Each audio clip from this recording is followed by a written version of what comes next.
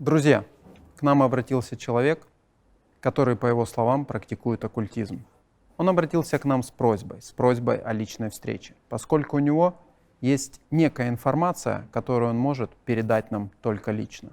Когда мы встретились, он рассказал, как он нас нашел.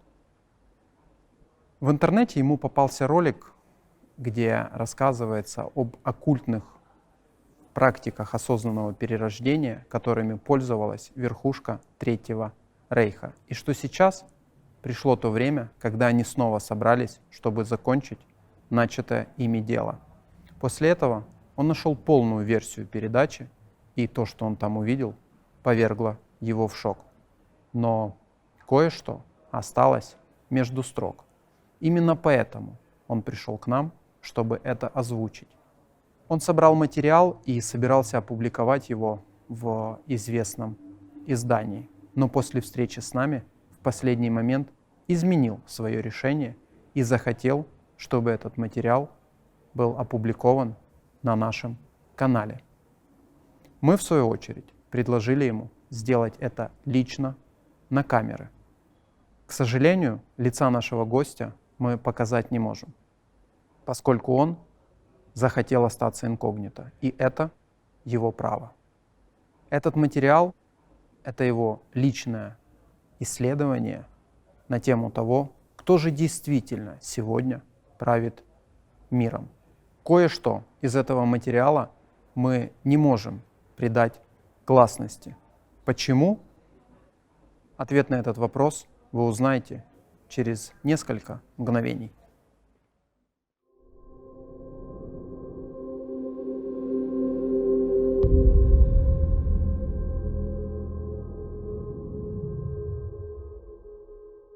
Просто так меня бы тут не было.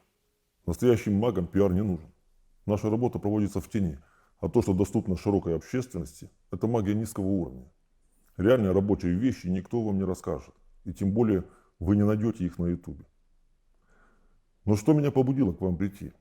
Мне случайно попался ролик на вашем канале, в котором говорилось о том, что верхушка Третьего Рейха практиковала особые оккультные техники по осознанному перерождению. И что в наше время они снова собрались вместе, чтобы продолжить свои темные дела.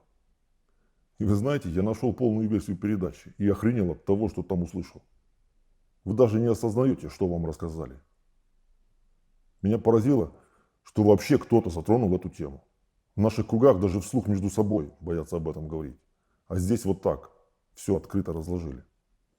Но в этой передаче было еще кое-что, что осталось между строк. Собственно, поэтому я и пришел озвучить то, что в вашей передаче осталось в паузах между словами. Всю осознанную жизнь я практикую магию. За это время я обрел способность видеть мертвых внутри живых людей. На этом моменте я остановлюсь немного поподробнее, чтобы вы не думали, что у меня шизофрения. Просто мир немного сложнее, чем многие считают. Люди должны понимать одну вещь: смерти нет. Ее действительно нет. Ведь закон сохранения энергии никто не отменял. Не может информация просто бесследно куда-то исчезнуть. И после смерти человек со всей своей накопленной информацией за жизнь, воспоминаниями, состояниями, представлениями о себе, характером, вот со всем этим эмоциональным багажом просто переходит в другое состояние. Давайте назовем его энергоинформационным. А вот все эти сказки, в которые верят люди, что душа твоя после смерти отправляется к Боженьке, разочарую вас. Это неправда. У меня вопрос к таким людям. А что вы знаете о своей душе? Вы хотя бы чувствовали ее в себе при жизни? Я не отрицаю наличие души, я же не идиот какой-то. Мы же работаем как раз с силами, а не важно. Вот как раз душа после смерти отправляется, скажем так, дальше по своим делам. И все хорошее, что было в человеке при жизни, уходит вместе с душой. А человек после смерти остается со всем своим говном. Так что реальность на самом деле намного жестче. И после человек превращается в бездушную, беспринципную тварь. Как в массе свои люди в наше время проживают свою жизнь как животное, практически на инстинктах. Но есть один бонус, скажем так. Мертвый начинает видеть мир таким, как он есть. И мертвому открыто гораздо больше, чем живым. Объясню проще. Вы не задумывались, почему так много колдунов, экстрасенсов и прочих, которые работают через мертвых? А потому что это всегда дает результат. Потому что мертвый за возможность дорваться до жизни сделает все, что угодно. Если хотите надежный приворот, сделайте его через кладбище, и сами увидите, что будет. Почему во всех религиях священники столько обрядов проводят по умершим? Почему они так зациклены на мертвых? Даже на деньгах и иконах мы видим мертвых. Люди не осознают весь тот объем информации о мертвых, с которым они сталкиваются каждый день. И вот тут как раз скрыт один важный механизм. Вся магия работает через образ и имя человека. Это как раз адрес доступа к человеку, зная который, можно с ним связаться и повлиять на него. Зачем мертвым оставлять дорогу к себе? Кто больше в ком нуждается? Живые в мертвых или мертвые в живых? Живой обладает самым ценным – энергией жизни. И каждый раз, когда образ мертвеца попадает в поле зрения живого или всплывает в памяти, устанавливается энергоинформационный обмен, в результате которого живой делится своей жизнью с мертвым. Это банальная физика. Не знаю, помните ли вы закон распределения заряда, но он гласит, что если взять два одинаковых объекта, допустим, две сферы, и на одной из них будет заряд, неважно какого знака, а на другой его не будет, если их соединить, то ровно половина заряда перейдет с заряженной сферы на пустую. Так вот, с мертвыми энергетический обмен работает по схожему принципу, только есть одно отличие. Мертвец может забирать разное количество энергии. Он может забрать чуть-чуть, а может половину, а иногда и всю жизнь. Это зависит от того, сколько внимания человек вкладывает в поминание мертвого, сколько времени и эмоций будет направлено мертвому. И также зависит от силы мертвеца, как сильно он сможет присосаться к живому, приходя к нему в мыслях и в виде образов там, или во снах. Так что люди очень сильно недооценивают тему послесмертной судьбы. И когда они осознают весь масштаб происходящего, то волосы на голове дыбом встанут. Многим из нас наш мир кажется ужасным. Так вот, он еще хуже, чем вы думаете. Ведь на самом деле мертвые сейчас правят в этом мире. Это как раз то, с чего мы начинали наш разговор – осознанное перерождение. Действительно, есть определенные практики, зная и практикуя которые, человек может проживать не одну жизнь и сохранять память об этом. То есть после реинкарнации в новом теле осознать себя и продолжать жить с уже накопленным за предыдущую жизнь опытом. И это не такая уж и фантастика. За примером далеко ходить не надо. Вы их часто можете видеть среди знаменитых людей. Например, Далай-лама, как раз такое существо. Ну там, конечно, с ним не все так просто, но это сейчас не касается темы нашего разговора. Собственно, смысл, что я хотел донести, это что таких существ, оживших мертвецов, сейчас много. И многие из них, к сожалению, наделены властью. За многими мировыми событиями, войнами, экономическим кризисом, голодом стоят сценаристы всех этих событий, серые кардиналы, которые управляют президентами, королями и всеми властимущими. Мне нравится их называть черные шахматисты. Они находятся на самой вершине власти. Мало кто знает, что их всего 12 человек. А то, что вообще практически никто не знает, что эти 12 – это живые мертвецы. Кстати, это объясняет многие ужасы, которые творятся в этом мире. Потому что неизбежно несколько раз прирожденная личность станет серийным или массовым убийцей. Это просто без вариантов. Вы должны понимать, что даже после первой смерти там человеческого ничего не остается. А с каждым новым перерождением состояние мертвеца все больше и больше усугубляется. Это вечно голодная тварь. И чтобы усмирить свой голод, с каждым разом ему требуется все больше и больше страданий людей, энергии, которая при этом выделяется.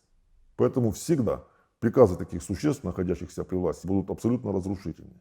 Они будут провоцировать массу смертей, проявление страха в людях, страданий, мучений.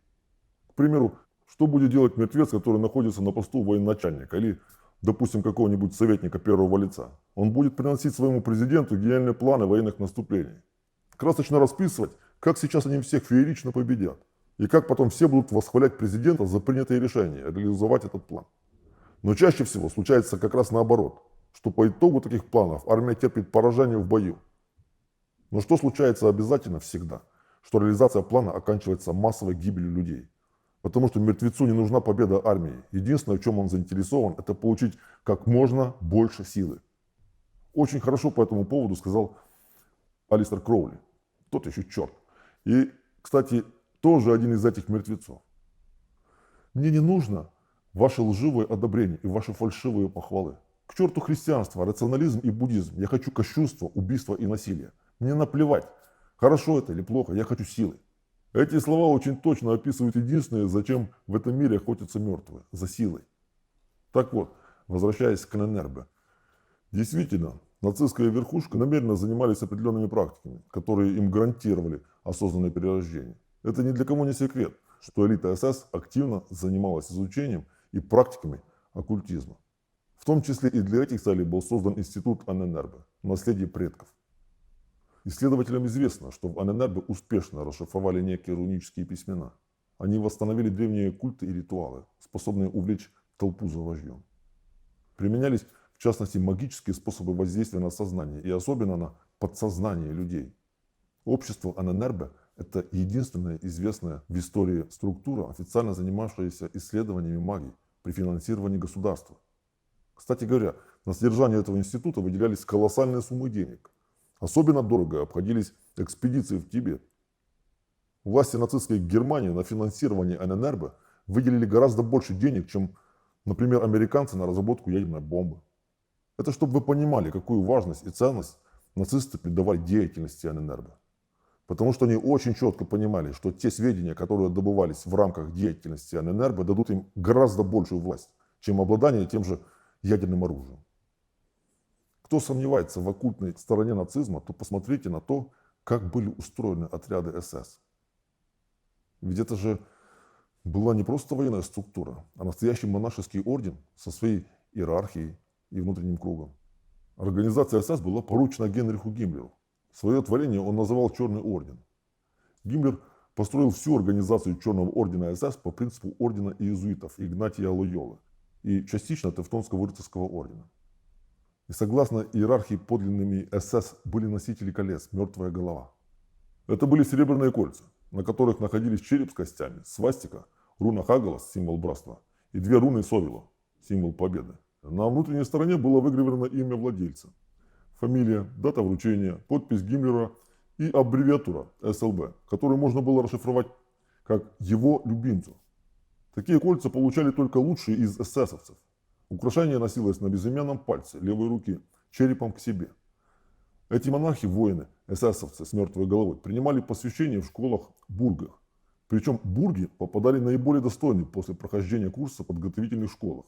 Известно, что в бургах существовала церемония посвящения, ее называли церемонией плотного воздуха. Что там происходило, до конца неизвестно. Но некоторые оккультисты видели в этом черную мессу, в чисто сатанинской традиции. Сохранились также упоминания, что в этих школах учились принимать и давать смерть, и что после принесения обета новобранцы приобретали неотвратимую сверхчеловеческую судьбу и становились вне мира. Возврата назад из ордена не было, и все посвященные в орден становились по ту сторону добра и зла. Опять же говорю, все эти упоминания и формулировки сохранились. Если не знать, о чем речь, то выглядит просто как красивые слова, чтобы придать значимости участию в ордене. Но когда знаешь, что за этим стоит, то становится немного жутковато. Моя теория, что, собственно, эти кольца, мертвая голова, и обозначали живых мертвецов, были их знаком, чтобы они могли узнавать друг друга. Вы знаете, что колец мертвая голова было выдано около 14 тысяч. Представьте, если все эти люди прошли посвящение и обладали практиками осознанных перерождений, то какая-то получается армия мертвецов. Вот вам и зомби-апокалипсис. Кстати, в планах у нацистов было создание отдельного государства, которое состояло бы полностью из эсэсовцев и правило бы миром. Веселая история получается. Но это еще не все. В Черном ордене был свой внутренний круг, который состоял из 12 человек, плюс 13. Его образовывали посвященные во все тайны СС руководители Черного ордена. Среди участников внутреннего круга были Гиммлер, Геринг, Гитлер, Геббельс, Хаускофер и другие.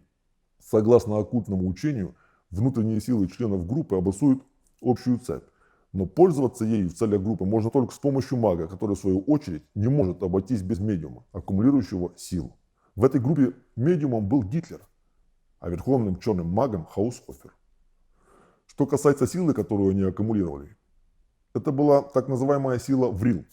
Еще в начале 20 века существовало тайное общество Врил. Участники общества считали, что Врил – это огромная энергия, лишь бесконечно малую часть которой мы используем в повседневной жизни. Тот, кто становился хозяином Вриля, становился хозяином над самим собой, над другими людьми и над всем миром. Понятно, что Врил – это всего лишь одно из названий этой силы. В исследовательской литературе по ранним формам религиозных верований, таких как тотемизм, анимизм, шаманизм, вы можете встретить упоминание силы мана. Этой силой пользовались и шаманы, и древние маги. По описаниям, эта сила не позитивная, не негативная, это просто сила, она нейтральна. Все зависит от того, на что направляет эту силу человек, который умеет ее собирать, накапливать и, соответственно, распоряжаться. На этой силе Врил, работает вся магия. Собственно, и техники по осознанному перерождению также связаны с накоплением силы Врил. Так вот, откуда же вообще нацистская верхушка узнала техники осознанного перерождения? Эта нить очень четко прослеживается в истории. А именно, это связь нацистов с тибетской сектой желтошапочников и японским оккультным орденом «Зеленый дракон». Именно они посвятили некоторых высокопоставленных лиц нацистской верхушки в свои тайны. Чтобы не быть голословным, приведу некоторые исторические факты. Так известно, что один из идеологов Третьего рейха, Карл Хаусхофер, кстати, основоположник геополитики и идейный вдохновитель Гитлера. Так вот, еще до Первой мировой войны, пребывая в службе в Японии, получил посвящение в орден «Зеленый дракон». Также известно, что он ездил со специальной миссией на Тибет, где завел связи с организацией желтошапочников и прошел специальную подготовку в монастыре Лхасе. А надо сказать, что эти ребята, и желтошапочники, и драконы, это уже не совсем люди, если не сказать совсем не люди. Если честно, даже мне немного жутковато о них говорить. Но я сказал только, что их природа демоническая. Если кто интересовался мистикой и магией Тибета, то вы должны были слышать, что в тех краях знают определенные техники произнесения звуков, с помощью которых лама может легко отделить душу от тела, и человек мгновенно умирает. Но мало кто знает, что они также могут прервать цепь реинкарнации, то есть не просто убить человека, а еще и убить все его предыдущие личности и лишить человека возможности дальше перерождаться. То есть душа просто вырывается из цепи реинкарнации. Поэтому этих ребят боятся даже живые мертвецы. И, кстати, именно поэтому многие из моих коллег, кто в курсе происходящего, предпочитают об этом молчать, чтобы скоропостижно не закончить полностью свое существование в этом мире. Вообще, орден «Зеленый дракон» принимал непосредственное участие в формировании событий 40-х годов 20 века и оказывал оккультную поддержку Гитлеру, его окружению и в целом развитию нацизма. Я думаю, вы слышали про эту историю, когда советские войска вошли в Берлин, то обнаружили там множество трупов тибетцев в нацистской форме без документов. Причем часть из них лежали мертвыми кругом с оккультной символикой. И в центре круга лежал их главарь, человек в зеленых перчатках. Так вот, сохранились упоминания, что еще перед приходом Гитлера к власти в Берлине жил тибетский лама, прозванный человеком в зеленых перчатках. Он трижды с большой точностью предсказывал в прессе, сколько нацистов пройдет в Рейхстаг. Также достоверно известно, что Гитлер регулярно навещал человека в зеленых перчатках, и ходили слухи, что он очень боялся его. Этот человек в зеленых перчатках как раз и был представителем ордена «Зеленый дракон», который оказывал оккультную поддержку развитию нацизма и усилению власти Гитлера. Так вот, Хаусхофер после посвящения в орден «Зеленый дракон» обязался в случае провала его миссии совершить ритуальное самоубийство, что он, собственно, и сделал в 1946 году. Причем сначала он убил свою жену, Марту, а затем во исполнение клятвы и согласно японской традиции сделал себе харакири. Интересно, что в кармане окровавленной одежды сына Хаусхофера, которого казнили немного ранее, нашли рукопись поэмы «С моим отцом говорила судьба». Снова и снова от него зависело, затолкнуть ли дьявола в его темницу. Но мой отец сломал печати, он не услышал запах ада и выпустил дьявола на волю. Тут хотел бы сделать акцент на этих ритуальных самоубийствах, которые обязывались совершать участники «Зеленого дракона» в случае неудачи в их деянии. Если вы внимательно посмотрите, то часто эти люди совершали суицид не в одиночку, а предварительно склонив к самоубийству других людей, например, свои семьи. Так, например, покончил с собой Геббельс вместе с женой, предварительно отравив своих 6 детей. Тут суть в чем? Человек, который обладает знанием техники осознанного перерождения, забирал жизненную силу, силу Врил у участников такого коллективного самоубийства и использовал ее для осознанного перерождения. Это как дополнительная канистра бензина, которую берут с собой в дальнюю дорогу. Кстати, интересный общеизвестный факт, что Гиммлер, он считал самого себя воплощением то главного героя и легенд о рыцарях круглого стола, короля Артура, то уже реально существовавшего покойного монарха Генриха I. А Гитлер считал себя реинкарнацией короля Фридриха Великого. Вообще, если так посмотреть на идейных вдохновителей нацизма и тех, кто способствовал его развитию, то невольно приходишь к выводу, что среди участников внутреннего круга Черного Ордена уже были те, кто проживает эту жизнь не первый раз. То есть были и новенькие в этом деле, кто только научился технике осознанного перерождения, и те, кто уже неоднократно перерождались, так сказать, был опытным мертвецом. У меня есть предположение, что таковыми были Гиммлер, Хаусхофер. Именно поэтому некоторые заседания суда в Нюрнберге были лишены смысла. Два мира присутствовали там, не соприкасаясь друг с другом. Это было все равно, что пытаться судить инопланетян, исходя из основ человеческой цивилизации. А ведь они и были своего рода инопланетяне. Они принадлежали миру, отделенному от нашего. Эти твари не имели никакой интеллектуальной, моральной или духовной связи с нами, с людьми. Помимо внешних форм, они в остальном были нам так же чужды, как какие-нибудь марсиане. Кстати, суд над нацистами – это вообще отдельная история. Во-первых, судили не всех. Например, главного финансиста Третьего Рейха Ялмара Шахта оправдали и отпустили из-под стражи прямо в зале суда. Также на Нюрнберге был осужден к смертной казни генеральный директор ННРБ, но даже не был привлечен к следствию его основатель Гильшер. Более того, Гильшер таки присутствовал на суде. Он свидетельствовал в пользу Зиверса, ритуального убийцы, жреца, жертвователя ордена, и более того, сопровождал его к подножию виселицы. На Нюрнбергском процессе полковника Зиверс ограничился формальной и чисто рациональной защитой. Прежде чем войти в камеру казни, он попросил позволения в последний раз отправить свой культ, вознести тайные молитвы, которые они прочитали вместе с Гильшером. Отдав свой долг неведомому богу, он бесстрастно сунул шею в петлю. И если Зиверс равнодушно отнесся и к самому факту суда, и к самой казни, то Ганс Франк, наместник, так сказать, оккупированной Польши, даже немного веселился перед казнью. Сохранились упоминания журналистов, которые были приглашены на казнь, которые видели, что Франк вошел в зал для повешения с улыбкой. Как-то его младший сын даже упоминал в интервью странное поведение своего отца перед казнью. В их последнюю встречу Франк пообещал сыну, что они еще обязательно встретятся на Рождество в их доме. Мальчик был удивлен, зачем отец врет, если знает, что скоро будет повешен. Но зная то, что мы сегодня с вами знаем, похоже, что он не врал совсем. Возможно, он уже навещал своего сына, будучи в новом теле даже. Кстати, можно приблизительно посчитать, сколько лет сейчас новым воплощением нацистов. Если они все погибли в 1946 году, то приблизительно их совершеннолетие пришлось где-то на 60-е и 70-е годы 20 века. Кстати, как раз в это время значительно усиливается волна неонацизма. Появляются первые большие объединения, появляются новые идейные лидеры неонацизма. Нацизм получает свой новый виток. Совпадение? Кстати, у верхушки нацистов были открыты счета на предъявителя. И по странному совпадению, как раз в 60-х, 70-х годах эти счета были обналичены. И кто забрал эти деньги? Если бы это были какие-то родственники, то зачем ждать столько времени? Почему не снять сразу? Допустим, они не хотели светиться сразу резко, что пользуются средствами нацистов, то можно было, например, снимать по чуть-чуть.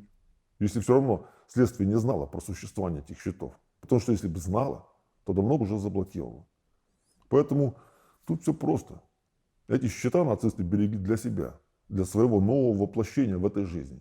По этим счетам, кстати, можно даже отследить, какие имена в наше время носят реинкарнации нацистов.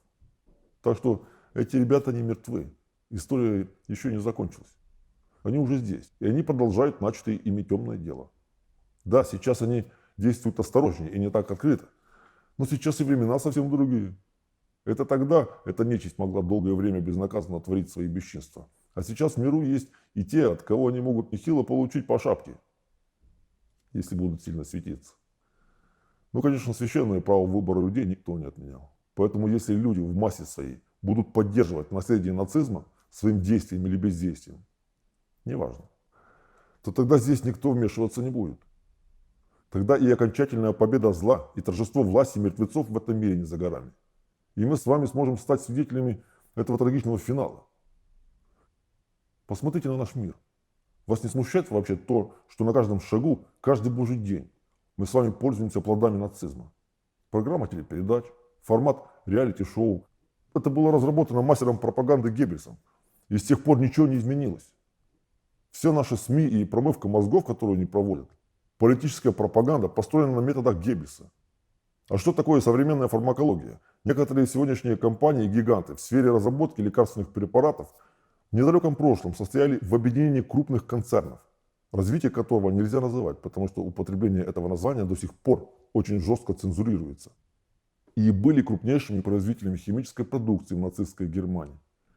Если когда-нибудь наступит такое время, и вся правда о событиях того времени будет предана гласности, то не удивлюсь, если кажется, что многие современные разработки являются результатом бесчеловечных опытов над людьми, которые творили нацисты в концлагерях. Причем это же касается не только лекарственных препаратов. Это еще и стиральные порошки, краски, косметика и многое другое. А вся современная бытовая техника и автомобили. Какое прошлое у компаний, которые их производят? Знаете, на эту тему есть анекдот. Никогда не спрашивайте у женщины о ее возрасте и у немецкой компании, чем она занималась в 40-е годы.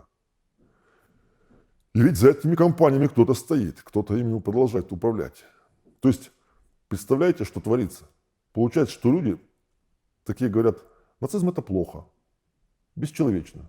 Нельзя, чтобы это снова повторилось в нашей истории. И тут же продолжают поддерживать и развивать наследие нацистов. Ведь это спрос порождает предложение.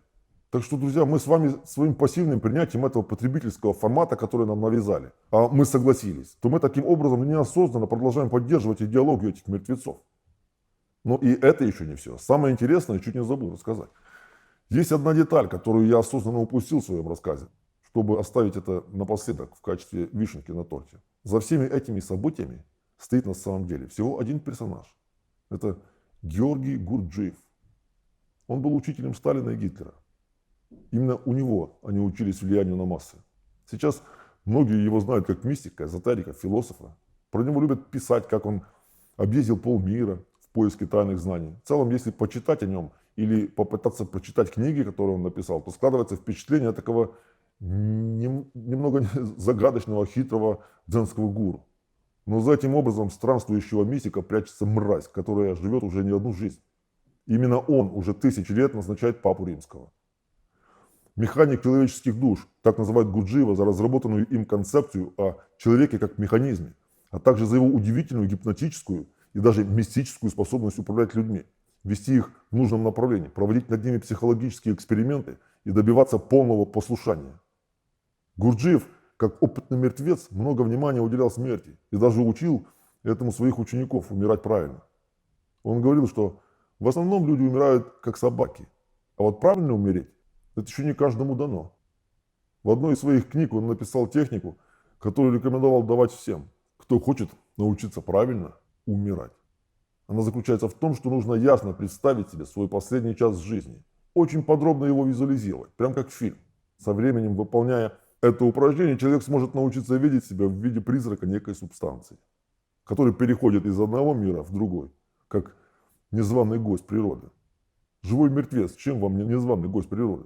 Причем, что сам Гурджиев, с его слов, делал это упражнение по 4 часа в день. А в молодости он якобы уделял этому занятию в 2 раза больше времени. Звучит как надежный, в кавычках, план представлять каждый день по много раз свою смерть. Тоже мне веселое времяпровождение, представлять свою смерть. И тратить на это огромное количество времени своей жизни. Делать я, конечно, этого не буду и другим не рекомендую. Вопрос в том, зачем Гурджиев оставил такую рекомендацию. Зачем ему нужно было внимание людей концентрировать на смерти? Кстати, о смерти. Про себя Гурджиев говорил: «Я Гурджиев, и я не умру». И момент его смерти очень показателен в этом отношении.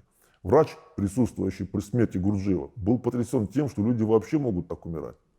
Он описывал, что в момент смерти Гурджиев сел в постели, попросил шляпу, надел ее, взял в одну руку сигарету и чашку кофе в другую, закурил и стал потягивать кофе.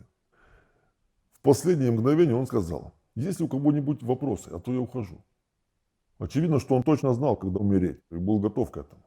Сохранились записи учеников Гурджиева, в которых говорилось, что в последние месяцы жизни Гурджиева он говорил, что он неизбежно покинет этот мир, но придет другой, кто завершит начатое им дело. Откуда-то с Дальнего Востока. Возможно, таким образом он намекал своим ученикам, где пройдет его следующее воплощение. Откуда он придет, чтобы продолжить свои деяния. Да, вернемся к событиям Второй мировой. Здесь можно отследить участие Гурджиева с обеих сторон. Как я уже говорил, он был знаком со Сталиным и с Гитлером. Немного отступлю. Вообще он был человек беспринципный, и даже многие исследователи его биографии писали, что Гурджиев отличался редкой всеядностью Ему было все равно, с кем общаться, кого брать в ученики. Он одновременно мог дружить и с аристократами, и с нацистами, и с большевиками, и с самым дном общества. Все эти социальные роли, религиозные принадлежности, национальность ему были не важны. И понятно почему. Потому что его интерес лежал в другой плоскости, за пределами видимого мира. Так вот, Сталин и Гитлер имели одного общего учителя – Георгия Гурджиева. Про Гурджиева можно сказать, что именно он сделал Сталина Сталином. Познакомились они давно, так как установлено, что Сталин и Гурджиев учились в одно и то же время в Тифлинской духовной семинарии. И они не просто учились вместе, они еще и жили вместе в доме у дяди Гурджиева. Также участвовали они вместе и в политическом мероприятии. Именно вместе с Гурджиевым Сталин тайком пробирался из Баку в Тбилиси для подготовки вступления Красной Армии в Закавказье. И что показательно, Сталин отслеживал судьбу Гурджиева до самой его смерти. Он лично поручил Берии узнать, какие были последние слова Гурджиева перед смертью. Так что то, что Сталин был очень неравнодушен к Гурджиеву до конца его жизни, это факт. И взаимоотношения Гурджиева со Сталиным очень точно охарактеризовал один поэт Микушевич. Мы говорим Гурджиев, подразумеваем Сталин. Мы говорим Сталин, подразумеваем Гурджиев. Известно, что Гурджиев некоторое время прожил в Петербурге, тусовался с местными масонами. Кстати, его двоюродный брат Меркуров тоже был масоном. Он занимался созданием посмертных масок. И, кстати, именно ему одному было дозволено снять посмертную маску с Ленина. Известно, что когда в Турции произошел политический переворот, когда масоны свергли султана, то Гурджиев вместе с еще одним влиятельным русским масоном ездили в Турцию перенимать удачный опыт своих коллег по цеху. С пребыванием Гурджиева в Турции связан еще один инцидент. Как-то Гурджиев зашел на рынок, а когда вышел с него, там началась настоящая резня. Так проявляет себя еще одна способность Гурджиева – провоцировать конфликты со смертельным исходом. Кстати, это выдает в Гурджиеве тварь, которая питается жизнями людей, забирая при этом их силу себе. Но продолжим нашу историю. Известно, что Гурджиев был знаком с Гитлером и другими основоположниками национал-социализма. Фактически Гурджиев в течение определенного времени работал с ними. Сохранились фотографии начала 30-х годов, подтверждающие это обстоятельство. Также с Гурджиевым был знаком и Карл Хаусхофер, про которого мы уже говорили. В свое время они вместе с Гурджиевым путешествовали на Тибет в поисках корней арийской расы. А некоторые из нацистов еще до того, как они пришли к власти, были учениками Гурджиева. Есть одна популярная история, которая касается одного из учеников Гурджиева. Им еще в 20-е годы был будущий нацистский генерал. Так вот, уже в 30-е, когда бывший ученик шел по улице в сопровождении двух эсэсовцев с собаками, Гурджиев, который случайно встретил его на улице, дал ему пинка со словами «recorrection» – «помни». Не напоминает, как дзенские учителя ведут себя с учениками, когда бьют их палками для пробуждения? Интересное совпадение в том, что в 1944 году этот генерал стал участником заговора против Гитлера, за что его, конечно же, казнили. Было ли это какое-то внушение от Гурджиева или активация заложенной программы, это мы вряд ли когда-либо узнаем. Факт в том, что именно Гурджиев стоял за многими решениями нацистской верхушки. Он помог Гитлеру выбрать свастику в качестве партийной эмблемы национал-социалистов. Есть все основания доверять рассказам учеников МАГа о том, что Гурджиев давал уроки гипноза будущему фюреру Третьего Рейха Гитлеру. Получается интересная история. Оказывается, и Гитлер, и Сталин учились воздействию на массы людей у одного и того же учителя. Правда наталкивает на определенные размышления. Подытожу, чтобы вы осознали всю полноту картины. Столкновение двух самых грандиозных фигур 20-го столетия, Адольфа Гитлера и Иосифа Сталина, вылившиеся в самое чудовищное и кровавое противостояние двух сильнейших империй за всю историю человечества, на самом деле было борьбой двух учеников Гурджиева, двух магов. А главный гений данного спектакля остался в тени. Вот наконец-то пришло время, чтобы вытащить его персону на свет, чтобы люди знали в лицо своих антигероев. Мне как-то в одной из статей попалось сравнение Гурджиева с пауком. Там писалось, что в своей магической власти над окружающими Гурджиев был подобен пауку, находящемуся в центре паутины. Души же, попавшие в сеть эзотерического его учения, стали для последнего необходимой энергетической субстанцией, подобно тому, как неупокоенные души становятся пищей демона. Так вот, знаете, что в этой всей истории самое трагичное? То, что затрагивает даже нас, ныне живущих на земле. Это не только то, что эта мразь Гурджиев где-то сейчас бегает в новом теле и продолжает творить свои дела, а еще и то, что мы все продолжаем его подпитывать собственной энергией. Объясню, как это работает. как работает данный механизм. Помните, мы обсуждали схему передачи жизненной силы от живого к мертвому. В данном случае работает еще один дополнительный нюанс. Когда люди вспоминают Гитлера или даже просто вкладывают внимание в нацизм как идею, то их жизненная сила направляется тому, кто за этим всем стоял, кто стоял за Гитлером и был, собственно, автором этого спектакля. То есть эта жизненная сила направляется мрази Гурджиеву. Резюмируя вышесказанное, скажу, что не знаю, как вам, но мне очевидно, что вместе с расцветом нацизма, кровопролитной войной, массовыми убийствами, над нами в течение нескольких лет царил иной мир. Злой мир. Мир мертвых.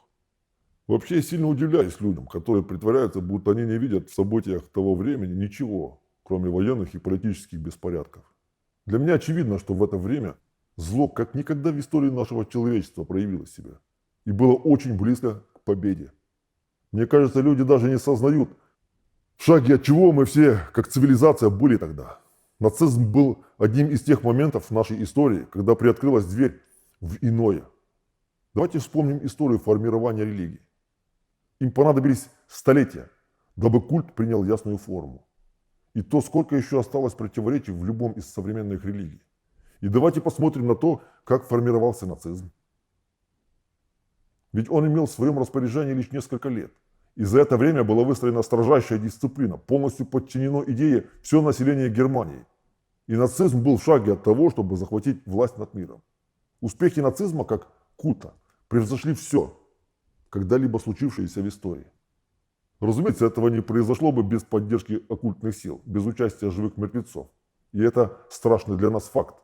Да, мы выиграли битву, но мы еще не выиграли войну. И то, что в этой ситуации страшно, это наше неведение, что эти силы никуда не исчезли, и они снова возродились в наше время. Ведь свидетельство того, что эти твари уже встретились в наше время и продолжают творить свои дела, уже налицо. Как по-другому можно объяснить, как сейчас искусственно провоцируется голод, и на фоне этого проводится пропаганда каннибализма, в которой участвуют звезды Голливуда, политики и другие прислужники этих мерзавцев. Никак иначе, как властью мертвецов в этом мире, которые хотят полностью лишить нас всего человеческого. Просто задумайтесь, что будет с человеком, который съест другого человека? Даже не так. Тут правильно спросить, до какого состояния нужно довести человека, какие морально-нравственные человеческие установки в нем переломить, чтобы человек вообще на это пошел. Вы представляете, до какого состояния эти подонки собираются довести людей? И отдельная история с толерантным отношением к педофилам. Вы слышали новости о том, что в ряде стран Европы сейчас даже делают такие специальные брошюрки, в которых учат детей не бояться педофилов и не бежать от них, а наоборот быть с ними добрыми, чтобы не задеть их чувства, не обидеть. И даже предлагают подружиться с ними, позвать к себе домой. А знаете, что за этим стоит? Кто внедряет в обществе такое толерантное отношение к педофилам? Как раз эти мертвецы. Им нужно это для того, чтобы спрятать свою иголку в стоге сена. Им нужно накопить силу. Они стремятся накопить побольше врил. Для этого им нужны дети. Для их темных ритуалов.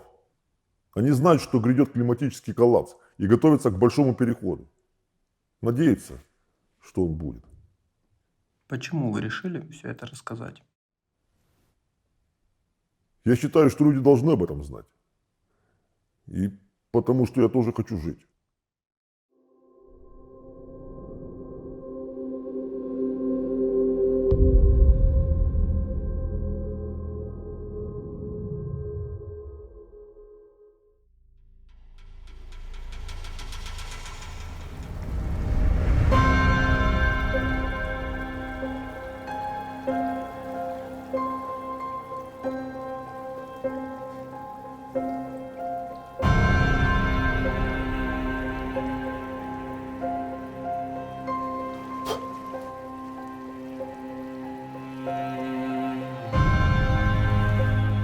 Здравствуйте! В эфире «Контроль теней».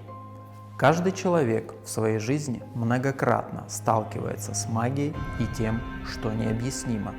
И столкнувшись с этим, зачастую он забывает, хотя следствие остается. И вот вопрос, что такое магия? Ложь или правда? Магия существует, и она реальна. Если бы магия была фантазией или обманом, она бы не просуществовала на протяжении стольких тысяч лет. И на протяжении всего этого времени она прельщала и прельщает по сей день массы людей. Магия – древнейшая и самая многочисленная религия, религия сатаны, адептами которой являются даже атеисты. Именно поэтому все пророки во все времена говорили о недопустимости занятий магией, что магия низводит в ад. И тем не менее, некоторые религии, изначально построенные на истинных учениях, привнесенных пророками, на сегодняшний день откровенно занимаются магией, проводят различные магические ритуалы, приношения, жертвования. Но ведь пророки этого не делали. И более того, завещали этого не делать. Все эти действия навязаны дьяволом, так же, как и попрошайничество. Якобы у Бога материальных благ, здоровья. А ведь пророки говорили, ничего не стоит просить у Бога, кроме спасения души. Получается, те, кто должны были бороться и противостоять магии, откровенно служат сатане. Чем же она столь привлекательна? Когда люди, зная о губительности, и тем не менее променивают вечное на сиюминутное, призрачное, материальное. Да, невидимый мир существует, и он многообразен, как океан полон неведомой жизни. И вместе с вами, друзья, мы бы хотели хоть немного разобраться в том, чем на самом деле является магия, почему она столь соблазнительна и как на самом деле устроен невидимый мир.